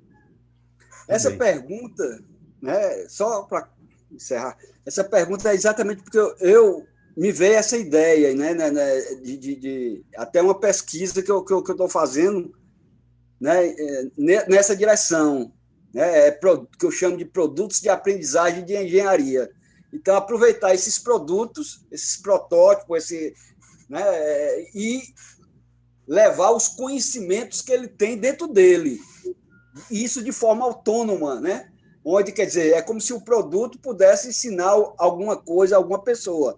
Existe o conceito lá, uma área de estudo na pedagogia, que são os objetos de aprendizagem. Os objetos de aprendizagem não mostram produto, mostram os que tem dentro daquilo. Então, eu queria fazer exatamente essa integração entre essas duas coisas, né? A engenharia do produto, quer dizer, o processo de desenvolvimento do produto, e que tenha dentro dele, né, tipo essa inteligência, né, que ele pudesse passar esses conhecimentos, né, de forma autônoma para quem fosse utilizar esse produto. Se você levar para uma sala de aula e ele tem uma integração, por exemplo, com a interface, o Arduino com o desktop, onde aquele conteúdo que estava dentro dele, né, pudesse mostrar aquilo que estava por detrás o que é um resistor, como é que né, todos aqueles conceitos que você utiliza dentro do artigo, né, que você passa dentro do artigo, né, tá certo? Assim, e poder... E esse trabalho está bem intuitivo, professor, pelo simples fato de que no momento em que o aluno manuseia o resistor, né, e ele hoje já está mais aperfeiçoado, a gente já utiliza indutor, a gente já utiliza capacitor, o display ele já identifica se você está tendo um resultado coerente, se você está coletando de forma incoerente, como não deve ser, como você está fazendo a conexão, ele lhe dá todas essas informações. E como continuidade, que fica para o próximo Cobenj, né, que a gente encerrou as atividades tem uns 15 dias atrás, foi desenvolvida uma plataforma virtual no GUI, né, do MATLAB, do qual os alunos conseguem identificar circuitos RLC, RC e suas formas de onda, né? Como eles se comportam a depender de como ele está, se está com degrau, se está sem fonte, se está... Então, é uma forma de passar essa informação para o aluno e que ele, de fato, já receba aquilo como um material didático de resposta do que ele está sendo feito. Ok, satisfeito. Muito bem. Deixa eu perguntar uma coisa. Vocês chegaram a fazer, acredito que sim, né? Eu não vi isso colocado no trabalho, pelo menos, mas qual que foi o custo de construção desse omímetro de vocês? Essa que ficou a pergunta. Não fizemos, de fato, o cálculo do custo, entendeu? Eu imaginei que fosse ser feito, mas como a nossa universidade já tinha todos esses equipamentos, então foi mesmo só uma questão de montagem. E o conhecimento aí, ele é gratuito. Tá. Mas para vocês poderem fazer um compartilhamento disso, né, com outras instituições e poderem dar um parâmetro básico, assim, com X reais vocês poderiam, né, em X reais em componentes, né, vocês poderiam montar um equipamento como esse, e aí todo o desdobramento, né, do que pode ser feito com ele, aí vocês estão trabalhando de forma muito interessante e muito bem feita, que foi reportado aí no trabalho de vocês. Mas eu senti falta desse número lá. Esse valorzinho aquisitivo, né, professor? Verdade, Exatamente. ficou faltando sim. Uma pergunta que tem aqui é a seguinte. Não, essa é a pergunta do chat, né? O Miguel quer perguntar alguma coisa para... Não, até nos comentários já ficou respondido as dúvidas que eu tinha. Tá? Já, né? Então, e eu acho que é bem interessante, né, de ter essa questão de equipamentos e, eventualmente, eu acho que vocês poderiam trocar um pouquinho de informação depois com o grupo do Reginaldo, que fez a apresentação aqui anteriormente, e trabalhar um pouquinho também de IoT junto com esse omímetro de vocês. Eu acho que é sempre bom essa troca de experiências e essa troca de conhecimentos, né? E eu achei muito interessante. Inclusive, as informações que a gente pode receber no display, né, do omímetro de vocês lá, não é simplesmente a leitura, né? A gente pode ter alguma coisa a mais do que isso, né? Aproveitando o próprio para mostrar Arduino. mostrando, de fato, para mostrar, professor, de que hoje quem está entrando num curso de engenharia, né, seja ele elétrica, civil, mecânica, e for manusear um tipo de equipamento como este, não precisa ter aquele conhecimento vasto. Bastou colocar o elemento ali e ele já vai lhe dizer qual o valor daquele elemento, ou se você não está fazendo o uso adequado e correto no local. Por sinal, todos os que estão nessa composição desse artigo têm o seu elemento, têm o seu equipamento, e aí nessa situação de pandemia, eles me disseram que foi de grande valia, porque como não estavam tendo acesso aos laboratórios, eles estavam conseguindo fazer as medições deles em casa, nem que seja por brincadeira. Falei, isso é bom. Que bom. Que bom isso. Bom, Stefânia, obrigado por enquanto. Vamos ouvir um pouquinho agora o vídeo da Vassoni. O trabalho dele foi um trabalho sobre metodologias ativas aplicadas ao ensino de forma não presencial, né? O estudo de caso em 2 disciplinas de análise estrutural. Tudo bem, Gavassoni? Tudo jóia? Tudo bem. Boa tarde, professor Carlos Eduardo, tudo bem? Estou aí à disposição. Tá. Eu só vou pedir por enquanto para você desligar que está dando retorno aqui no microfone. Na sua opinião, né, o que você levaria desse período, né, para essas disciplinas, né, dessa experiência que vocês tiveram para essas disciplinas quando vocês retornarem para o presencial? Que essa é uma pergunta que a gente costuma fazer nesse momento para essas várias experiências que a gente tem tido no ensino remoto, né, e a gente tem que lucrar alguma coisa, né? Disso tudo que vocês aprenderam nesse momento, que vocês desenvolveram e trabalharam nesse momento, o que vocês levam para o presencial e o que vocês talvez não levem para lá? Essa que é a minha pergunta. Tá bom, obrigado. Pois é, né? Eu acho que assim, não vou mentir, né? Que não foi um caminho fácil, né? Teve altas e baixas e tem sido, então eu fico também feliz de ouvir as outras experiências assim. Eu acho, claro, a gente leva a resiliência, a flexibilidade e o ouvir o aluno, né? Então assim, como essas disciplinas elas já foram repetidas em relação ao que foi registrado aí no artigo, né? Eu consegui já melhorar e recuperar bastante coisa em função de ter ouvido os alunos, né? Então calibrar melhor o escopo das atividades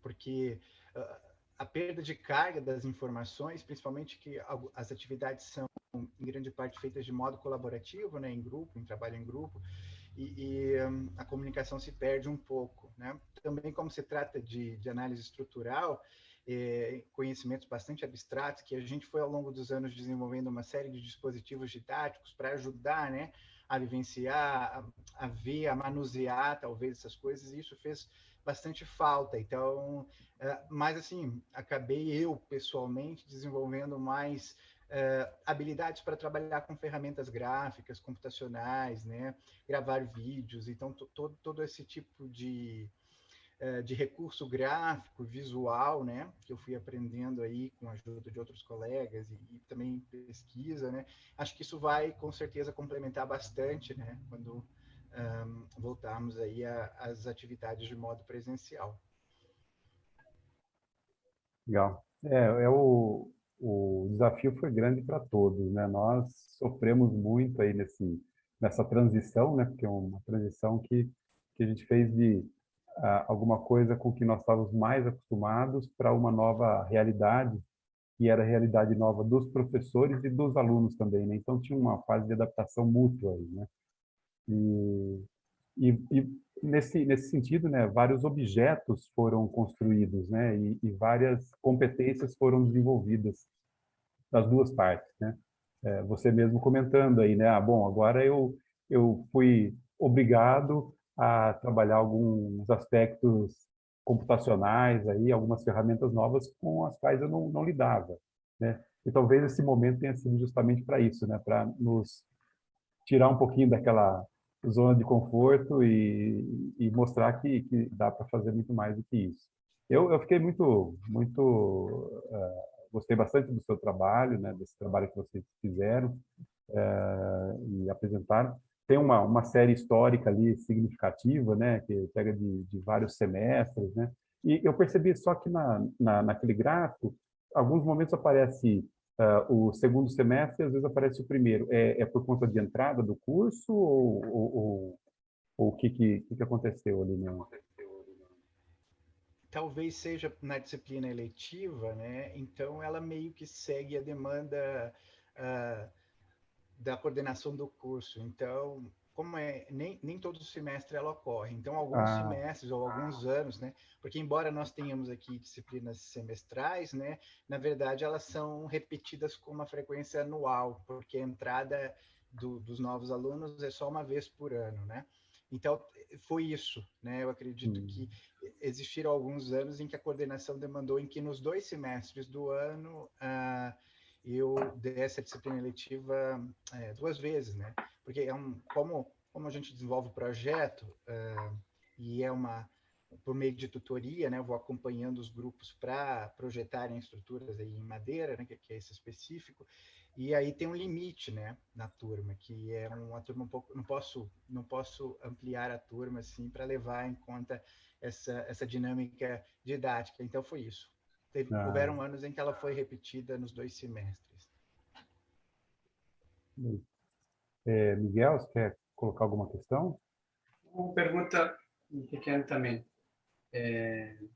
Parabéns, o vídeo, o trabalho mostra que vocês organizaram, com o Cato, uma sequência histórica bem interessante, que no final fica ali, né? Claro que no período remoto vocês tiveram uma taxa de aprovação que não foi a das melhores, mas também não foi das piores, né? Mas também o coeficiente foi muito bom. Então, quer dizer que, de alguma maneira, a abordagem ela deu um resultado bem interessante. A minha pergunta é a seguinte: quando vocês trabalham o PBL, né, como se fosse a metodologia, a técnica de ensino específica, vocês usaram a referência deixa eu ver o autor aqui, é o Vogel, aquele da estrutura de madeira. Lá tem alguma coisa específica das etapas? Porque no texto ali eu não vi as etapas, eu fiquei só com essa dúvida. O PBL que vocês usam é um PBL que tem um conjunto de etapas específicas ou não tem nada específico? Boa tarde, professor Miguel, obrigado aí pela pergunta, né? Sim, tem a gente procura seguir uma metodologia muito próxima à metodologia da vida real de projeto, né? E o trabalho tem uma finalidade única, mas ela é dividida em séries, né? Algumas foram reduzidas ou retiradas, justamente porque fui aprendendo que a capacidade dos alunos de tempo, né, está menor agora durante o período remoto. Todos estão com carga de trabalho muito maior e também as perdas de carga na comunicação, né? Então, na verdade, não tá ali é um resumo, né? Mas é encontrada essa metodologia das 2 disciplinas no trabalho de conclusão de curso da aluna Giovanna Tiboni, né, que também está aí nas referências, tá? Tem também ali o passo a passo da metodologia, né, de aplicação aí do PBL. Bacana o vídeo. A disciplina, a metodologia ativa, ela já era utilizada antes da pandemia ou foi incorporada somente no período remoto? Então, essa série histórica procura retratar isso, né? Então, eu assumi em 2013 uma disciplina, outra um pouquinho depois. Então, eu comecei, assim, de cara, usando o método tradicional, né? E aí eu fui pesquisando e alguns colegas foram me levando para essa área para modificar aí. E a gente fez essa transição, então, em 2016, nas disciplinas, né? Então, de forma presencial aconteceu. Quando aconteceu a pandemia, naquela loucura de decidir, eu fiquei indeciso, né? Eu volto para aquela primeira experiência, né? Ou eu tento adaptar aquilo que a gente vinha fazendo à forma remota. Então, nasceu disso aí, essa tentativa de seguir utilizando as metodologias ativas, claro, adaptadas, né, ao período remoto. Sem perguntas mais, Carlos. Parabéns.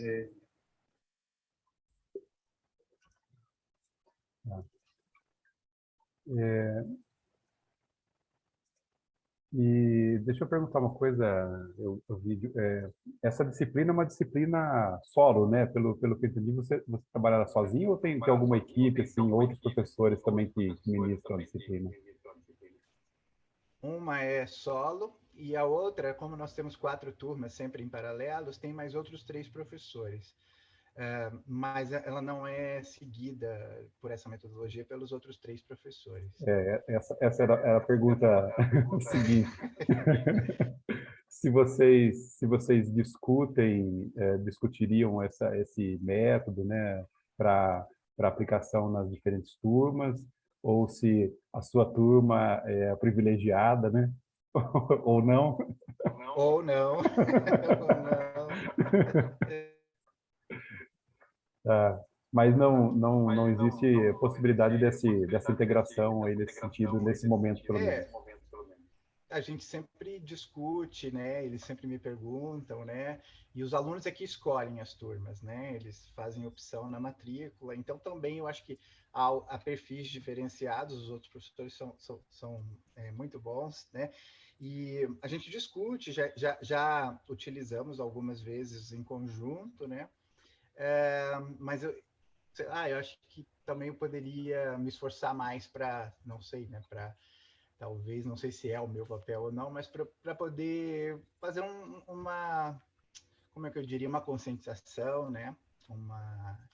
E da gente unificar e entender. Mas eu estou aproveitando que agora a gente está entrando em reformulação do currículo, né? E isso vai ficar um pouco mais fácil, porque nós vamos ter, então, só 2 professores para cada disciplina, porque aí sim nós teremos disciplinas semestrais, e aí fica mais fácil, eu acredito. Tá. Esse é o grande desafio, né? A gente está sempre que passa por uma reformulação, tem essas discussões todas, né? Do que mantém, o que renova, o que muda, o que não muda. Mas é interessante. Eu perguntei porque eu vejo várias instituições em que nós temos uma oferta trabalhando uma certa abordagem, outra oferta trabalhando outra abordagem, né? E aí daria até para fazer uma avaliação de coeficiente de rendimento de alunos, comparativo entre processos avaliativos, né? Se você tem uma avaliação continuada em uma oferta e não na outra, como é que isso funciona, né? E quais são os impactos disso no resultado final que a gente pode colher.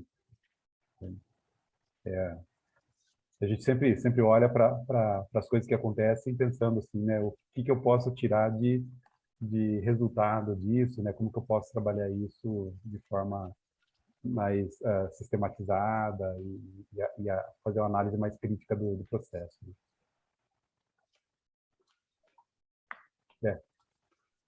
Mas tá bom. Obrigado pelo vídeo e não sei se você quer comentar mais alguma coisa.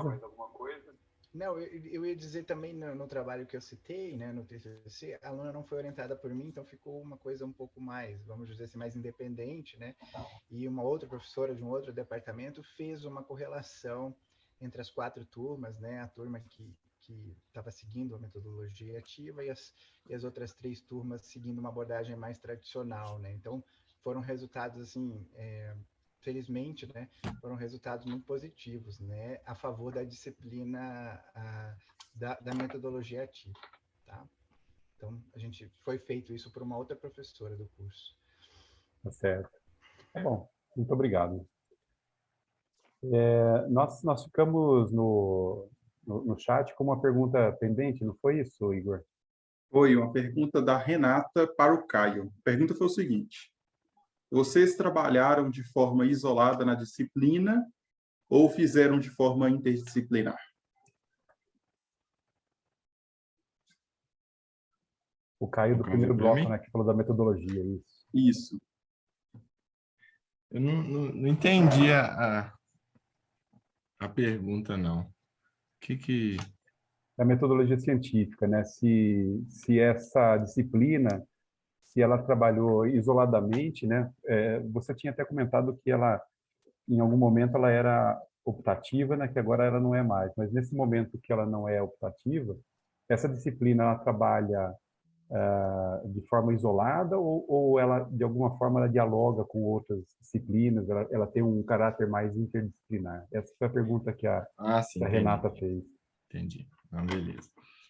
Renato, a questão os alunos, eles querem... É como os alunos enxergam essa matéria, isso que é o grande problema nosso. A gente sim quis trabalhar de forma interdisciplinar, por quê? Porque toda matéria, ou a gente... metodologia científica, falando um pouquinho. O saber escrever que eu tinha comentado. O saber escrever é muito importante, principalmente na engenharia, que às vezes a gente deixa de lado.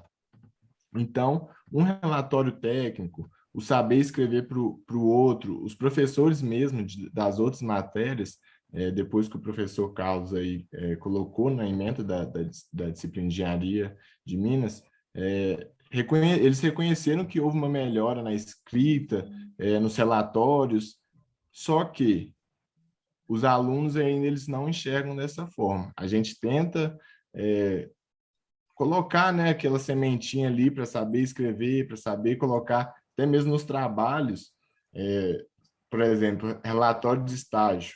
Os professores reclamam que recebem relatórios de estágio muito ruins, mas como é que a gente vai melhorar? Como é que a gente vai melhorar? E a metodologia científica pensa nisso. Tanto que nas aulas a gente mesmo comenta que o quanto que vai ser importante para as outras matérias. E aí a gente, tanto que nas palestras que a gente comentou, a gente conversa com alguns professores, para eles comentarem, né, um pouquinho do que é metodologia na matéria deles. Então, respondendo mais reto, pode-se dizer assim, a gente tentou ser interdisciplinar essa matéria. Tentou, né? Porque é muito questão do aluno. Eu sou aluno ainda, estou no 10º período. Os professores podem ter... Eu vi isso na pandemia, os professores podem ter o maior ânimo, tá querendo mostrar, mas se cada um não quiser, meu pai fala uma coisa, para as coisas acontecerem, você tem que querer. Se eu não quiser aprender, se eu não der importância para aquilo, não vai adiantar nada. Tá bom. Eu gostaria de fazer só uma segunda chamada para ver se por acaso chegou alguém que não estava ainda. O trabalho do Wendler Luiz Nogueira Matos, né? Fabricação de placas de circuito impresso. Não sei se chegou alguém aqui na sala que é coautor desse trabalho, poderia falar sobre ele.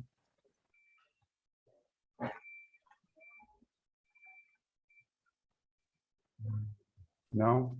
Não, aparentemente não. Bruno Cavalcante Mota, análise quantitativa do desempenho acadêmico das turmas de projeto e construção da infraestrutura viária no contexto presencial e da pandemia Covid. Algum coautor do trabalho? Alguém que tenha trabalhado junto com o Bruno?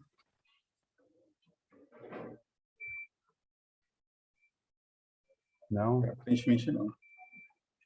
Clarissa Maria Rodrigues de Oliveira, Educação e Engenharia, atividades extracurriculares.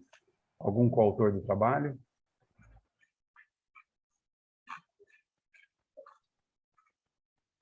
Não? O trabalho da Nívia da Silva Lisboa, análise do desempenho da evolução acadêmica e profissional de alunos do curso de Engenharia Civil, após a entrada no programa de educação tutorial. A Nívia ou algum coautor do trabalho?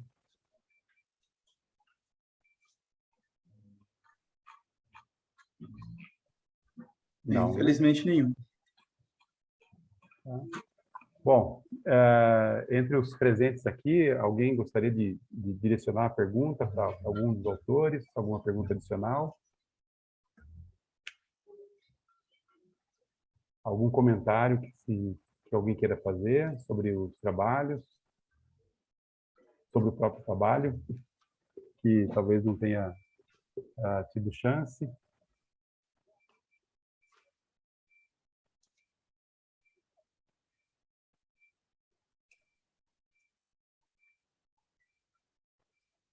Eu entendo que as discussões aqui foram bem interessantes, né? Bem esclarecedoras. A gente conseguiu entender um pouco melhor dos trabalhos que foram feitos, entender um pouquinho melhor do que cada um não conseguiu eventualmente colocar no espaço reduzido que tinha aí para colocar no seu artigo, né? E na sua apresentação. Então, nós temos aí 15 minutos ainda, mas se a gente não tiver mais nenhuma questão, eu acho que a gente poderia até encerrar essa sessão um pouquinho mais cedo.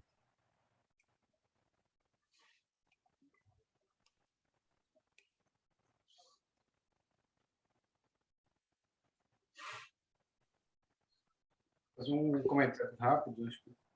Claro, fica à vontade. Só para fechar. É muito importante que as pessoas ainda estão na sala, né? Algumas já tiveram que sair compromisso, mas é muito do que a gente discute em todos os artigos, todos os trabalhos, o pessoal que vem aqui nos COBENs há muitas décadas já, é que a gente tenta fazer várias discussões que promovam mudanças relevantes nas suas faculdades, né? Isso acho que é a grande motivação que nos traz aqui para esses congressos. Não é apenas publicar, não é apenas trazer uma experiência, é sempre crescer com elas junto com outras pessoas. É muito legal quando o Caio traz afirmando que a metodologia ela tenta puxar a disciplina vizinha para fazer uma integração, né? Quando a Jennifer discute a questão do objetivo 1, que ficou hipervalorizado, e todos esses trabalhos, de alguma maneira, elas se somam, né? Porque existe uma tendência da gente, não tem como a gente negar essa tendência, de que a gente precisa evoluir os currículos, mudar as práticas docentes, fazer várias mudanças que são relevantes para todos nós, para os alunos, para os professores, para as instituições. Então, é muito importante que todas essas discussões elas sejam muito úteis para nós também. Os trabalhos podem ser mais densos, outros mais iniciais, mas é muito importante que todos que tentem sempre tirar dúvidas, ler, trazer aqui esse método que o convênio implementou remoto, muito legal. A gente consegue ver os vídeos antes da gente fazer as mesas, né? E aí a comunicação ela fica mais profunda, né? A gente não fica assistindo só uma apresentação e vai para outra sala, né? Como era no presencial. E às vezes você não consegue se apropriar de maneira tão profunda como esse método aqui permite, né? Então, só deixar essa última observação que acho que é muito relevante, para que vocês continuem publicando, para vocês continuem produzindo e tragam mais experiência para a gente trocar figurinhas também nas próximas edições. Ótimo, Miguel. Obrigado pelas colocações.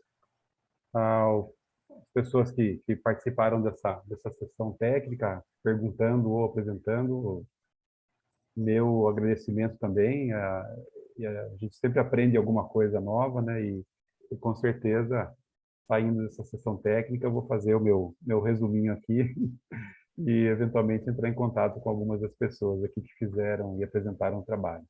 Tá? Igor, obrigado pelo apoio aqui, Miguel. Eu agradeço. Então, a gente vai se vendo ainda no Congresso. Até a próxima. Obrigado. Até. Obrigada a todos. Boa tarde. Obrigado. Obrigado, boa É tarde. sempre um prazer poder participar do COBENS. Obrigada. Obrigado, Stefânia, Bruno. Obrigado, pessoal. Obrigado.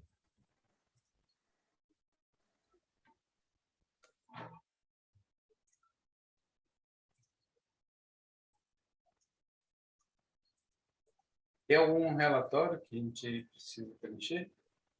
Depois eu vou fazer um resuminho, se você quiser fazer uns apontamentos aí sobre o que você observou também, aí nós juntamos esses documentos. Não foi pedido, mas eu acho que é interessante a gente, principalmente essas questões de notificação, nós tivemos aqui, foram 4 trabalhos que não tinha representante, né?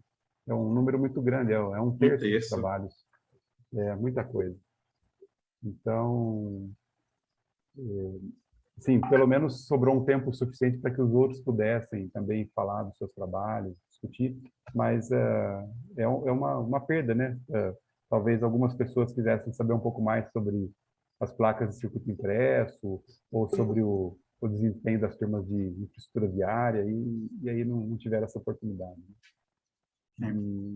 Então, Você comunica, então, pelo WhatsApp, né? Isso, a gente vai se comunicando. Vamos se comunicando. Tá bom? Então, beleza. Gente, um abraço a todos. Um abraço. Até mais. Até mais. Tchau, tchau.